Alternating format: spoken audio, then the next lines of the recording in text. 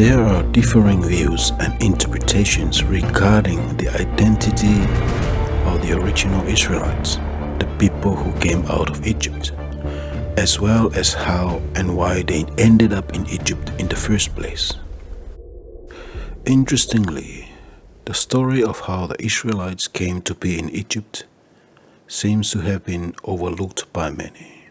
It is essentially a sandwich between two of the Bible's most famous stories, and my guess is most of us are quite familiar with these two famous biblical accounts. But we may struggle to connect the dots and see how one event leads into the next. And as a result, most people are left with questions of who the Israelites really were and where they come from and how they ended up in Egypt in the first place. One of the stories that we're quite familiar with is the Red Sea crossing. Here, according to the biblical account, God called Moses to go into Egypt and confront the Pharaoh to release his people from slavery. So Moses ultimately led the Israelites out of Egypt. And as the story goes, God then parted the Red Sea to make sure the Israelites can cross safely to the other side. So that's one story. But what is the other story? The one that explains how the Israelites ended up in Egypt in the first place. Well, we are about to find that out in this video. And the references and accounts we will examine come directly from the Bible itself.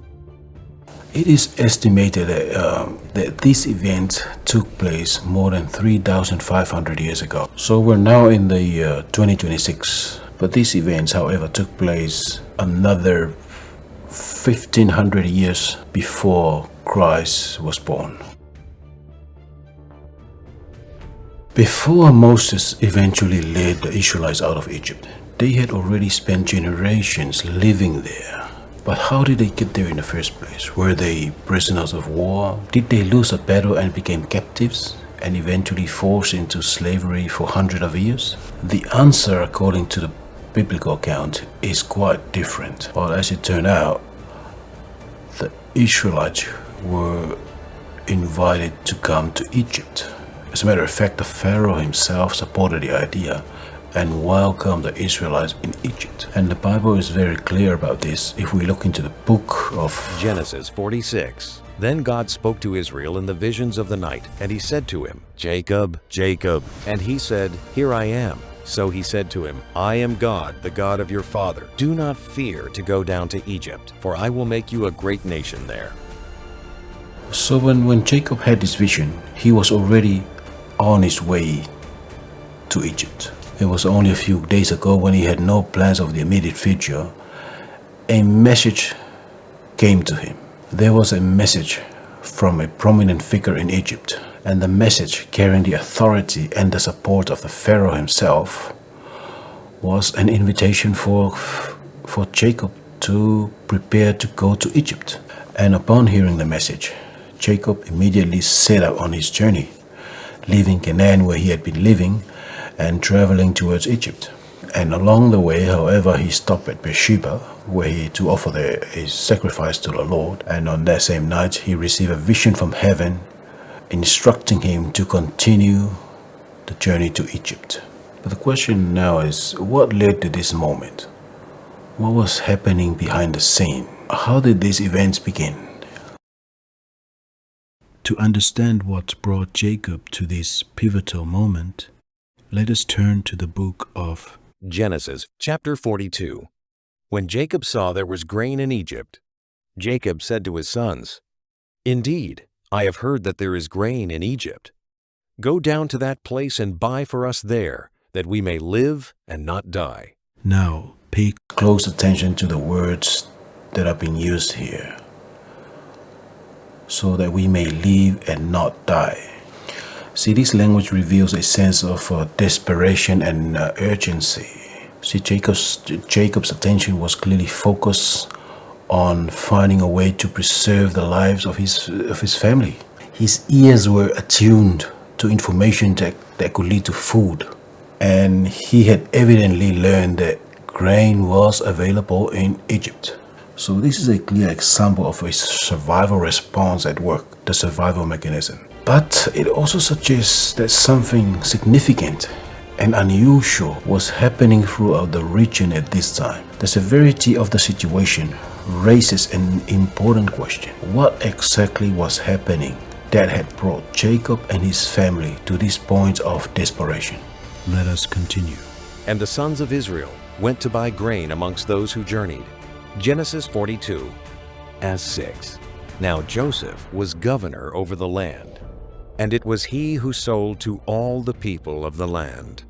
And Joseph's brothers came and bowed down before him with their faces to the earth. Now, I think you probably guess where this is going to, where the story is heading to. Yes, it is the story of Joseph, the famous Joseph. As I mentioned earlier, we are looking at two significant biblical stories. The story of Moses and the Red Sea crossing, and the story of Joseph. Yes, the well-known story of Joseph, the interpreter of dreams. His own brothers conspired to kill him, but later they changed their mind and instead sold him to a group of foreign traders who happened to be passing through the area. And from there, Joseph was taken to Egypt, where he became a slave. Yet, what appeared to be a tragic turn of events was ultimately part of a much greater plan. In time, Joseph found favor in the eyes of the Pharaoh, and he was elevated to a position of great authority, and eventually become the governor of Egypt. As we read in the book of Genesis 41, 40-44. Only in regard to the throne shall I be greater than you. Then the Pharaoh took his signet ring off his finger and put it on Joseph's hand. And he clothed him in garments of fine linen, and put a gold chain around his neck. And he had him ride in the second chariot which he had. And they cried out before him, Bow the knee. So he set him over all the land of Egypt. 44. Pharaoh also said to Joseph, I am Pharaoh. Without your consent, no man may lift his hand or foot over all the land of Egypt. I'm not going to go too much into details about Joseph's journey from being a slave to being a governor, as the focus of this video is about the journey of the Israelites and how they eventually came to live in Egypt. So let's move on. So Joseph is now a young adult, around the age of 30 plus years, and has risen to become Pharaoh's right-hand man. It is also important to notice what was happening in Egypt at this time. Through Joseph's interpretation of Pharaoh's dream, Egypt was warned that there would be a period of extraordinary abundance, followed by years of extreme, severe famine. And the dream had unfolded exactly as Jacob had predicted. There were 7 years of prosperity, followed by a devastating famine. And recognizing the wisdom that God has given Joseph, the Pharaoh put his trust in him, gave him the responsibility of preparing Egypt for the upcoming crisis. But what Egypt was preparing for, however, was completely unknown to the surrounding nations. So when the famine eventually spread across the region, the neighboring countries were caught unprepared. And as the food supplies disappeared, people were then forced to travel great distance to Egypt to purchase from the Pharaoh's grain. And eventually many had to sell their possessions, even their livestock, and even sell their land to the Pharaoh just to exchange for food. And people were coming from hundreds and thousands of miles away seeking grain from the storehouse that Joseph had prepared during the years of abundance. And then one day, a particular group of travelers arrived from a distant land. The Bible tells us, Then the 7 years of plenty which were in the land of Egypt ended, and the 7 years of famine began to come, as Joseph had said. So all countries came to Joseph to buy grain, because the famine was severe in all the lands. Genesis 42, as 6. Now Joseph was governor over the land, and it was he who sold to all the people of the land. And Joseph's brothers came and bowed down before him with their faces to the earth. So Joseph recognized his brothers, but they did not recognize him. Then Joseph remembered the dream which he had about them. Then Joseph said to his brothers, I am Joseph. Does my father still live? I am Joseph, your brother, whom you sold into Egypt. Hurry and go up to my father and say to him, Thus says your son Joseph, God has made me Lord of all Egypt. Come down to me, do not tarry. You shall dwell in the land of Goshen, and you shall be near to me. And the Pharaoh said to Joseph, Say this to your brothers, Bring your father and your households, and come to me. I will give you the best of the land of Egypt. Then they went up out of Egypt, and came to the land of Canaan, to Jacob their father. And they told him, saying, Joseph is still alive, and he is governor of all the land of Egypt. And Jacob's heart stood still, because he could not believe them. When he saw the carts Joseph had sent to carry him back, the spirit of their father Jacob revived. Then Israel said, It is enough, Joseph, my son is still alive. I will go and see him before I die. So Israel took his journey with all that he had, and came to Beersheba, and offered sacrifices to the God of his father Isaac. Genesis 46. Then God spoke to Israel in the visions of the night, and he said to him, Jacob, Jacob. And he said, Here I am. 3. So he said to him, I am God, the God of your father. Do not fear to go down to Egypt, for I will make you a great nation there. As you can see, after Joseph was reunited with his brothers, he then asked for his father to be brought to Egypt. And Jacob did not hesitate when he received the message. He immediately gathered his household, his family, and belongings and began the journey to Egypt. And however, along the way, he stopped at Beersheba, where he offered a sacrifice to the Lord. And the same night, he received a vision. But pay close attention to the words spoken to Jacob in that vision. I will make you a great nation there.